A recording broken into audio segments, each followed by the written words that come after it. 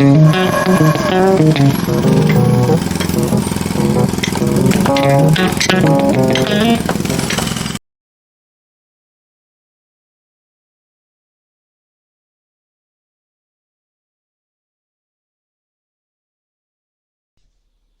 everybody, I am Lucas Stringer, and today I'm going to be teaching you how to use the Minolta SRT 101 35mm film camera. This is a Japanese-made camera, a very good camera. This is 35mm film, so you will need 35mm film. This is not instant film. You will need to actually get this developed or develop it yourself. I developed mine myself. I have sent it away one time, and it didn't turn out so well. I mean, the pictures, they were great, but the only thing was it took a month, and to develop it yourself, it takes literally like an hour, not even. So this is a very, very good camera. I already have my film loaded. I've taken a few pictures. There's a light meter on here. I'm just going to take this off. It came with this nice leather case. There's an ASA to DIN converter. ASA stands for American Standard Association. You will see your ASA on your package where you buy your film. I have mine currently set to 200 because that's the film that I have. As I said, I already have my film loaded in, so I'm not going to take it out because I would ruin the whole spool of film.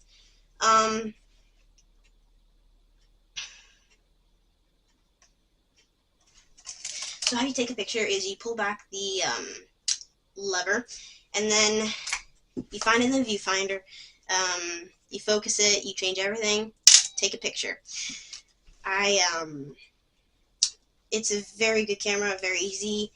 I would recommend this for beginners, but I have another camera. In fact, it is this one, the Zeiss Icon Contaflex. This one is very, very advanced. Actually, I wouldn't recommend this to any beginners either. Probably not a much easier camera because this is easy to get mixed up in. There's a self-timer. So you pull this back. You also pull your shutter back. And you aim, press this little button right here, and then oops, it'll go off. Pretty neat for taking like portraits or something. And this is the shutter speed. I keep mine at 60, but the light meter will tell you where to keep it at. The light meter is a little meter that tells you what to do. Like for instance, you're aiming it at a beautiful scenery, it'll tell you the aperture, how much light to let in, which is an iris. It closes like this, opens it. That's usually like f8, f5.5, that stuff. The ASA right here, the shutter speed, for instance, there is 1 second, 1/2 of a second, 1/4 of a second, 1/8 of a second, 1/15 of a second, 1/30th of a second, 1/60th of a second, 1/125th of a second, 1/250th of a second, 1/500th of a second, 1/1000th of a second, and bulb release. Bulb release is you controlling it. You could have it open for 1 hour. It probably wouldn't turn out very well then. You can have it open for 1 minute. You can have it open for however long you want. You just press this down and hold it down. This button, the release. This is the rewind button. This is also, you lift it up to open the back. You take this, lift it up. I'm not going to open the back because I have my film loaded in there. I do not want to ruin it. This is how you take your light meter battery out. You put your thumb on this. It's very hard to do. I need a special tool.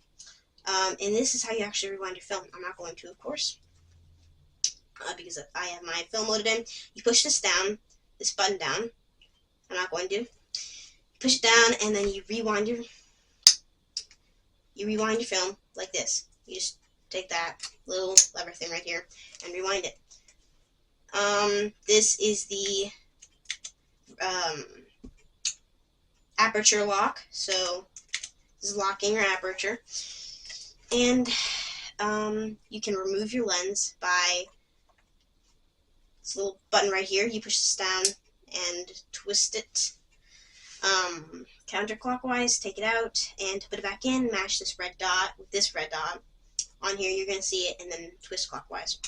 And yeah, that is about it. This is a great camera, a very good investment. I really think you should. If you see one, pick it up. Thank you guys for watching, and please subscribe. Please like and subscribe.